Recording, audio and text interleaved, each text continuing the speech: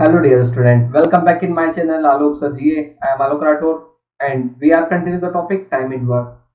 Student time in work के मैंने इसके पहले जो कॉन्सेप्ट करवाया है मेन डे आर वाले क्वेश्चन हमने देखा हुआ है, सेम उसी पैटर्न को हम आगे कंटिन्यू कर रहे हैं। तो नेक्स्ट क्वेश्चन पे हम आ रहे हैं number 6। 50 worker complete a piece of work in 40 days. Every after 10 days 5 worker left his job. Then work completed in how many days? Question बड़ा सिंपल है। यहाँ पे हमने बोला 50 हमारे पास में 50 मजदूर हैं, एक काम को बोल रहे हैं कि 40 दिनों में समाप्त कर सकते हैं। प्रत्येक 10 दिन के बाद में 5 मजदूर काम छोड़कर चले जाते हैं। हर 10 दिन के बाद में 5 जो है वो काम छोड़कर चले जाते हैं। तो बोल रहे हैं कि अब जो काम है वो पहले जो 40 दिन में खत्म हो रहा था, अगर ये इस तरीके का पैटर्न है कि 10 डेज के बाद में 10 दिन के बाद में 5 मजदूर काम छोड़कर चले गए, तो बोल रहे हैं कि वही 40 दिन का जो काम है वो अब कितने दिन में खत्म होने वाला है। बहुत सिंपल सा क्वेश्चन है। हमने यहाँ पे देखा इसमें पहले तो हम अपना टोटल वर्क देख लें। टोटल वर्क क्या है, तो हमने बोला टोटल वर्क क्या होगा। यहाँ पे टोटल वर्क जो है हमारा, हमने बात किया यहाँ पे 50 वर्कर का 40 डेज का है। ठीक है, 50 वर्कर के 40 डेज का जो वर्क है, हमने बोला टोटल यूनिट हम देख रहे हैं, यूनिट कितनी हो रही है 2000 यूनिट। टोटल जो वर्क है वो हमारा कितना है 2000 यूनिट। हम इसको यूनिट लेके चल रहे हैं। हमने बोला 2000 यूनिट का जो वर्क है 2000 यूनिट का, इसे कंप्लीट करना है।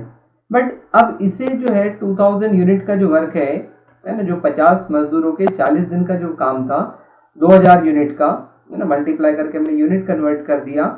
यूनिट का जो वर्क है, अब बोल रहा है कि ये 2000 यूनिट का वर्क जो है वो अब हर 10 दिन के बाद में कितने 10 दिन के बाद में 5 मजदूर काम छोड़कर चले जाते हैं।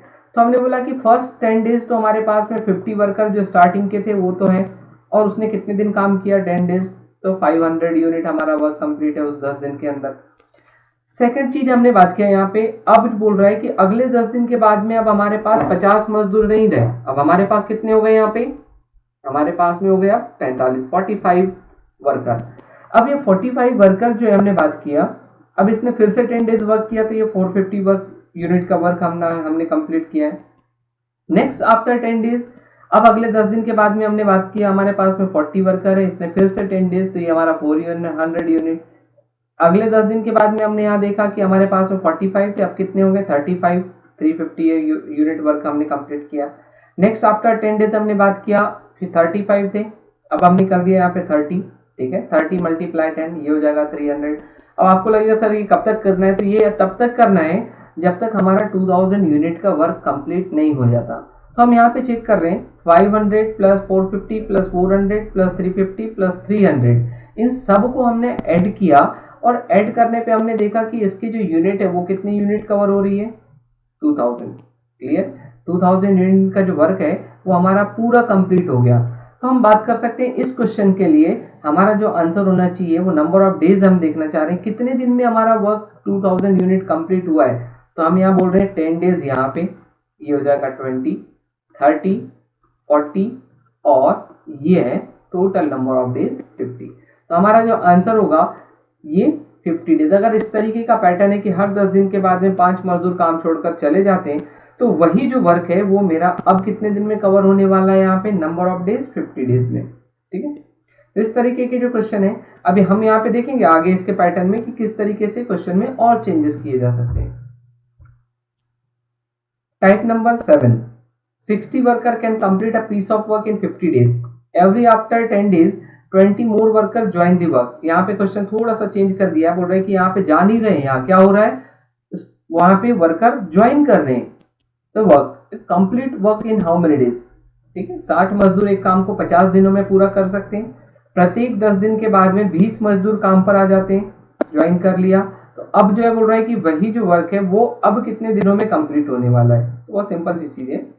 हमने यहाँ पे देखा कि टोटल जो वर्क है, पहले हम देख लें टोटल वर्क कितना है। तो टोटल वर्क हम कहाँ से दिखते हैं, हमने बोला 60 वर्कर का, क्वेश्चन की शुरुआत जहां से हुई है हम वहां देख रहे हैं, है ना।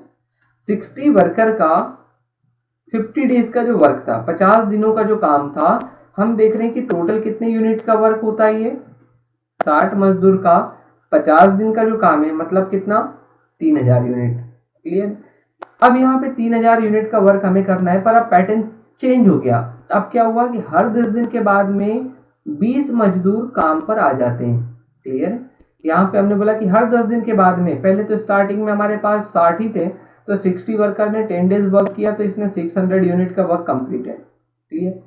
और हमने बात किया आगे जो है यहाँ पे, अब जो है अगले 10 दिन के बाद में हमारे पास जो वर्कर है वो कितने हो गए, हमने यहाँ पे 20 और आ गए, तो ये कितना हो जाएगा 80 वर्कर। 80 वर्कर ने फिर यहाँ पे 10 डेज वर्क किया, तो ये कितनी यूनिट हो गया 800। नेक्स्ट हमने बात किया अगले 10 दिन के बाद में 80 थे, अब 20 और प्लस कर गए, कितने हो गए यहाँ पे 100। इसने 10 डेज और वर्क किया, तो टोटल कितना हो जाएगा 1000 यूनिट। तो हम यहाँ देख रहे हैं कि अब इसके आगे भी अगर हम करते, बट हमारा हम देख रहे हैं कि हमारी यूनिट क्या कंप्लीट हो चुकी है, तो हमने बोला 600 प्लस 800 प्लस 1000 इक्वल टू, अभी तक हमने यहाँ पे देखा कितने यूनिट का वर्क किया, यहाँ पे 2400 यूनिट, 2400 है ना 400। तो 3000 में से हमने माइनस कर दिया 2400, तो हमने बोला अभी तक हमने जो है कितने यूनिट और करना है हमें 600। पर यार ध्यान देखें, आप अगर इसको और एक बार आपने 10 किया होता तो यहाँ पे वर्कर अब 120 हो जाते, और अगला 10 डेज और होता तो 120 इंटू 100 मतलब यहाँ पे 1200। तो हमारी जो यूनिट तो हमें 3000 करनी है, पर हम उससे ज्यादा कर बैठते हैं, पर ये काम हमारा नहीं करना है, हमें सिर्फ 3000 यूनिट का वर्क करना है। तो हम क्या कर रहे हैं, हमने यहाँ पे चेक किया, यहाँ तक हम उसके आगे कंटिन्यू न करके हमने यहाँ पे इसी को चेक किया, ये हो जाएगा 2400। 2400 माइनस करने पे हमने बोला 600 यूनिट का वर्क है। अब बचा वर्क कौन करेगा, अब करेगा वो जो, क्योंकि अब देखिए 100 यूनिट 100 वर्कर थे, अब कितने हो जाएंगे 120। पर हमें यहाँ पे डेज नहीं मालूम है कि कितने दिन इन्होंने वर्क किया 120 वर्कर ने, तो 120 वर्कर के हमने बोला कि यहाँ पे नंबर ऑफ डेज डी हो गए जितने भी इसने वर्क किया था, इक्वल टू 600। 120 से आपने कैंसिल कर दिया, यहाँ पे ये हो जाएगा डी की वैल्यू जो हो जाएगी कितनी 5। दैट मीन्स जो बचा वर्क 600 यूनिट का जो वर्क था वो 5 दिन में 120 मजदूर ने उसे खत्म कर दिया। तो हमने बोला टोटल नंबर ऑफ डेज कितने होंगे, तो total number of days student कितने होने चाहिए, यहाँ देखें 10, 20 और 30, और बचा वर्क जो था वो 5 डेज और चला है, तो टोटल नंबर ऑफ डेज जो होंगे हमारे कितने यहाँ पे 35 नंबर ऑफ डेज। तो इस तरीके से हम क्वेश्चन को जो यहाँ पे सिंपल ऐसे सॉल्व कर सकते हैं। नेक्स्ट हम देख रहे हैं type number 8, a contractor employ 30 worker to complete a piece of work in 38 days. After 25 days, employ the 5 more worker and work complete 1 day before. How many days required to complete the work if he had not employed extra worker? अगर वो extra worker न लगाता, मतलब क्या बोल रहा है, एक ठेकेदार अगर 30 एक काम को 38 दिनों में 38 डेज में अगर वो करने के लिए जो है 30 मजदूरों को काम पर लगाता है, ठीक है 38 एम्प्लॉय को, है ना, अगर बोल रहा है कि 38 डेज में वर्क करना है तो कितने को लगा रहा है काम पे 30 मजदूर को काम पर लगाता है। 25 दिनों के बाद वो बोल रहा है कि 5 मजदूरों को और काम पर लगा देता है। 25 दिन तक उसके ने काम कर लिया, फिर उसके बाद में क्या किया उसने 5 मजदूर और लगा दिया और बढ़ गए, ठीक। तो काम जो है बोल रहा है कि एक दिन पहले समाप्त हो जाता है, एक दिन पहले समाप्त हो जाता है, जब भी काम होना था उसके एक दिन पहले खत्म हो गया। तो यदि वह अतिरिक्त मजदूर एक्स्ट्रा वर्कर न लगाए तो वो वर्क जो है अब कितने दिनों में खत्म होता। तो क्वेश्चन यहाँ पे देखिए बड़ा सिंपल एक लाइन में मैं खत्म कर रहा हूँ, बट इसमें कॉन्सेप्ट आप देख लें क्योंकि यहाँ कंफ्यूजन आप कर सकते हैं, कंफ्यूजन क्रिएट हो सकता है आपसे। हमने बात किया 38 डेज में जो है ना वर्क कंप्लीट करना था 30 एम्प्लॉय के द्वारा, ठीक है। हमने यहाँ पे देखा कि 25 डेज हमने वर्क कंप्लीट कर चुके हैं, तो हमारे पास बचे कितने, तो हम यहाँ पे देख रहे हैं कि हमारे पास में 38 डेज में 25 जो है हम यहाँ पे माइनस कर दें तो हमारे पास जो है टोटल नंबर ऑफ डेज कितने हमारे पास में 13 डेज का वर्क बचा था।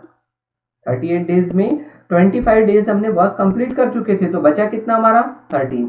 और इस 13 डेज में भी हम चाहते हैं कि हमारा जो वर्क है, अगर बोल रहे हैं कि यहाँ पे 5 डेज, अब इसके बाद में 5 मजदूर और आ गए, 5 वर्कर और ज्वाइन किया, जिससे अब जो वर्क है वो एक दिन पहले खत्म हो रहा है। तो 13 दिन में होना चाहिए था बाकी जो रेस्ट वर्क है, पर बोल रहा है कि एक दिन पहले हो रहा है, तो हमारे पास 13 में से 1 डे बिफोर कंप्लीट हो रहा है, तो हम यहाँ पे -1 कर दें, मतलब हमारे पास नंबर ऑफ डेज कितने हैं 12 वर्कर का 35 वर्कर का 12 डेज का जो वर्क है ये बचा हुआ वर्क है। और इसी बचे हुए वर्क को अगर हम चाहते हैं कि उसमें एक्स्ट्रा वर्कर ज्वाइन ना करें, मतलब कितने करें, 30 से ही हम काम करवाएं, 30 से ही काम करवाएं तो नंबर ऑफ डेज कितने होंगे, तो नंबर ऑफ डेज जो होगा यहाँ पे हमने बोला नंबर ऑफ डेज यहाँ से कैंसिल कर दें, ये हो जाएगा डी इक्वल टू 14 डेज। मतलब आपका एक्चुअल में जो वर्क था वो कितने में खत्म हो रहा था, 13 डेज में।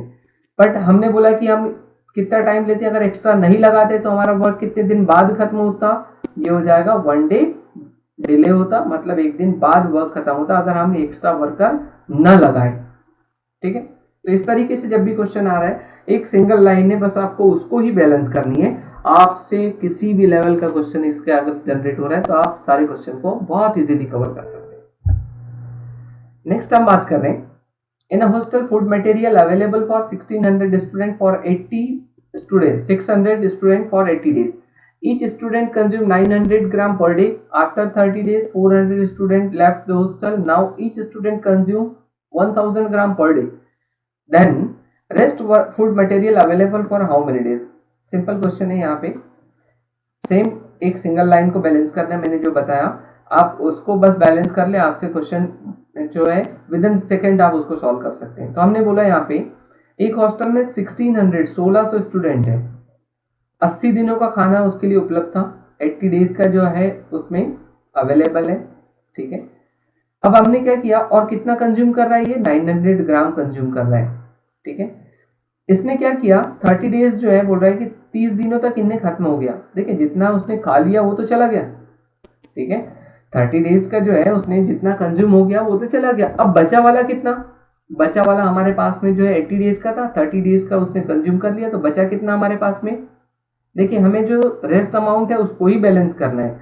तो 1600 स्टूडेंट का 50 डेज का जो बचा हुआ है और प्रत्येक स्टूडेंट कितना कंज्यूम कर रहा है, 900 ग्राम।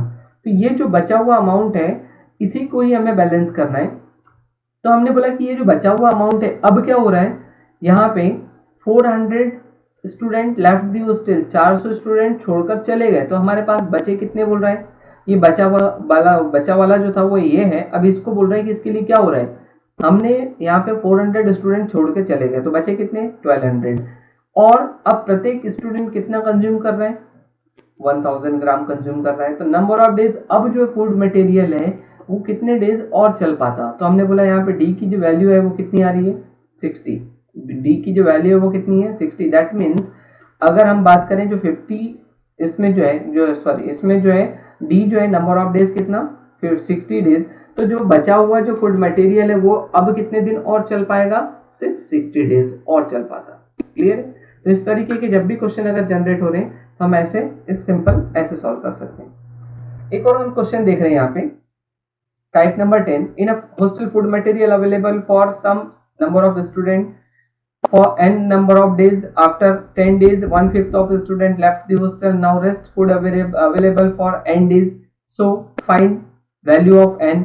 इसमें हम बात करें हिंदी में देखें, एक हॉस्टल में कुछ विद्यार्थियों के लिए बोल रहे हैं कि कुछ दिनों का खाना हमें अवेलेबल था, नंबर ऑफ स्टूडेंट भी नहीं दिया है और नंबर ऑफ डेज भी हमें नहीं दिया कि कितने डेज था। तो हमने बोला यहाँ पे x स्टूडेंट का जितने भी दिन उसमें जो है n नंबर ऑफ डेज का फूड मटेरियल था, 10 दिनों के बाद 1/4 ऑफ हॉस्टल जो है वो हॉस्टल के जो छात्र है वो छोड़कर चले गए, 1/4 छोड़कर चले गए, तो बचे कितने होंगे 4/5 है ना। टोटल हमारे बोल रहे हैं, हमने बोला x है। ठीक है, टोटल हमने बात किया यहाँ पे x स्टूडेंट था, x स्टूडेंट इनने जो है 10 डेज का उसने कंज्यूम कर दिया, टोटल हमारे नंबर ऑफ डेज d थे जिसमें उसने 10 डेज कंज्यूम कर लिया, तो बचे कितने होंगे x स्टूडेंट का d - 10 डे इतना फूड मटेरियल अवेलेबल है। अब क्या बोल रहा है कि 1/4 छोड़कर चले गए, x का 1/4 छोड़कर चले गए, तो बचे कितने होंगे, देखिए 1/4 छोड़कर चले गए तो 1/4 1 - 1/4 अगर आप करेंगे तो आपको कितना मिलेगा 1/5। क्लियर है, 1/5। ये 1/5 यूनिट का जो है हमने बात किया यहाँ पे 1/5 यूनिट का जो वर्क है, क्लियर है, ठीक, 1/5 यूनिट का जो वर्क है ये 1/5 यूनिट का जो है ये यहाँ पे स्टूडेंट छोड़कर चलेगा, तो बचे कितने 4/5 स्टूडेंट। 4/5 स्टूडेंट बोल रहा है टोटल x में से 4/5 स्टूडेंट, इसने जो है कुछ नंबर ऑफ डेज इसने भी कंज्यूम किया है ना। नंबर ऑफ कितना बोल रहा है कि स्टार्टिंग से जितना चलना चाहिए था उतना ही अब और चल पाता है, उतने ही दिन का भोजन और चल पाता है, मतलब कितने और बोल रहे हैं कि इतने चले जाने के लिए, चले जाने के बाद जो है, जो स्टार्टिंग से उसको जितने दिन चलना था फूड मटेरियल 1/4 चले जाने के बाद में अब उतने ही दिन चल पाता है, मतलब डी डेज और चल पाता है। ठीक है, तो यहाँ पे आप एक्स एक्स कैंसिल हो जाएगा, डी की वैल्यू सिंपल हम यहाँ पे देख सकते हैं, इसको सॉल्व करके डी इक्वल टू क्या हो जाएगा, नंबर ऑफ डेज 50। तो इस तरीके से जब भी क्वेश्चन अगर जनरेट हो रहा है तो यहाँ पे हम सिर्फ एक सिंगल लाइन को बैलेंस करना है, आप इस सिंगल लाइन को बैलेंस कर लें, आपसे सारे क्वेश्चन इस तरीके के जो है वो सभी बना सकते हैं। So thank you for watching, we will be continue on the next video.